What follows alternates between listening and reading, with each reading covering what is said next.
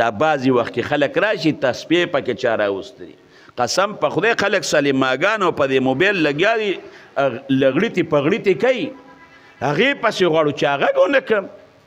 خو چې راپاسي نو دا تسبیح پکې چا راوستري ښه نو دا 20 رکعته تراویح پکې چا راوستري یا دا خدای ظالمه دا د ځمکې په سر چې خلک دومره ګناهونه کوي په هغې باندې لږ رد وکړي تسبیح چا پکې راوستري تسبیح پاډوکو باندې ذکر دا صحابو به پاډوکو باندې ذکر کو احادیثو سره ثابت دی یا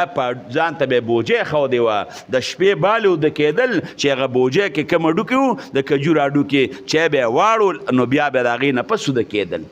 یا هډوکي اړول او یا تسپه اړول ذکر ثابت دی